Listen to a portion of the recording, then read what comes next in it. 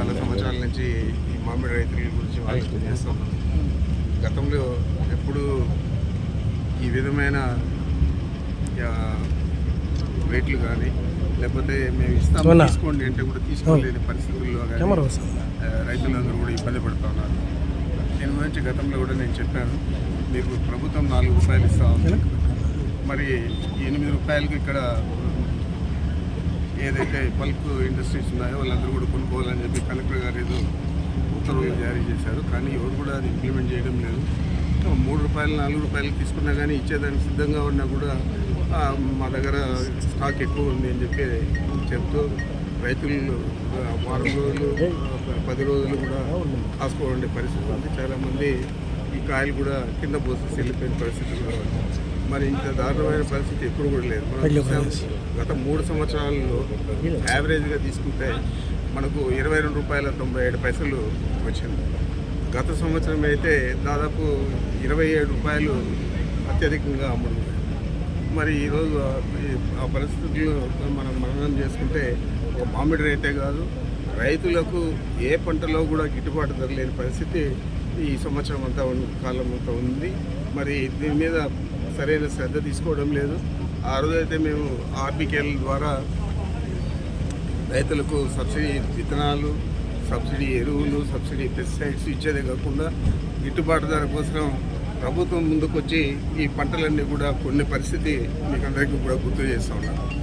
మిల్లర్లకు పోకుండా రైతుల దగ్గర ప్యాడీ కొనడం కానీ, అదేవిధంగా మన జిల్లాలో చాలా తీవ్రమైన ఇబ్బందుల్లో ఉన్న టమాటో రైతులను ఆదుకునే విధంగా టమాటాలు కూడా ప్రభుత్వమే కొనడం కానీ, ఇవన్నీ కూడా జగన్మోహన్ రెడ్డి గారి ఆధ్వర్యంలో ఆ రోజున్న రైతు భరోసా కేంద్రాల ద్వారా చేయడం జరిగింది. మరి ఈరోజు ఆ పరిస్థితి లేదు.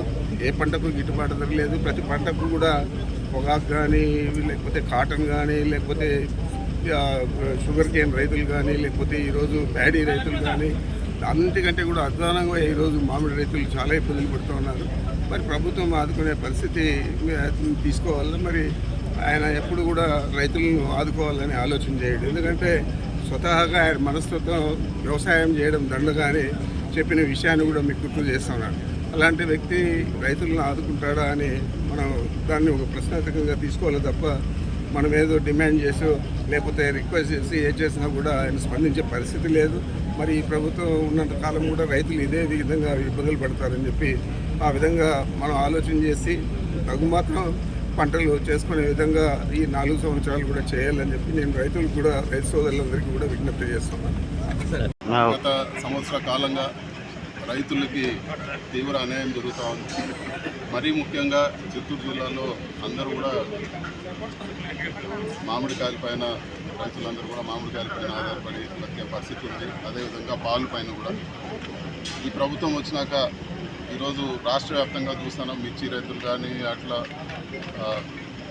ప్రాన్స్ పెంచే రైతులు కానీ, ఈరోజు మామిడికాయల రైతులు కానీ ఎప్పుడు కూడా గత 20 సంవత్సరాల్లో కూడా లేని రేట్లు ఈరోజు 3.5 రూపాయలు 4 రూపాయలు 1 కిలో మామిడికాయలు ఈరోజు ఫ్యాక్టరీలు తీసుకుంటున్నాయంటే ఇంత దారుణంగా పరిస్థితి ఎప్పుడు కూడా లేదు. ప్రభుత్వం స్పందించి వీళ్ళందరూ కూడా న్యాయం చేయాలని చెప్పి కూడా మేము కోరుతా ఉన్నాము.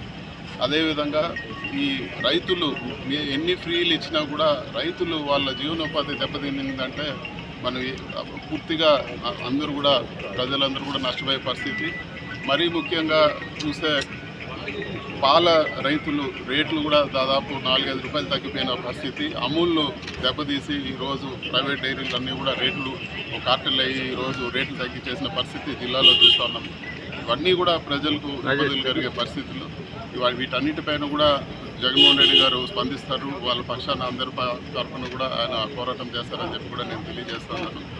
ఈరోజు జగన్మోహన్ రెడ్డి గారు ఎక్కడ పర్యటన చేసినా కూడా జీర్ణించుకునే పరిస్థితి కూడా లేదు. ఆయన ఏం అడుగుతూ ఉన్నారు, మీరు ఇచ్చిన హామీలు నెరవేర్చమని చెప్పి ఆయన అడుగుతూ ఉన్నారు. కానీ పరిస్థితి చూస్తే ఆయన్ని ఏ రోజైతే ఆయన ప్రజల్లోకి పోయి హామీలు నిలబెట్టుకోమని కోరుతారో ఆయన వ్యక్తిగతంగా దూషించే పని తప్పితే వేరే ఒక పని చేయడం లేదు.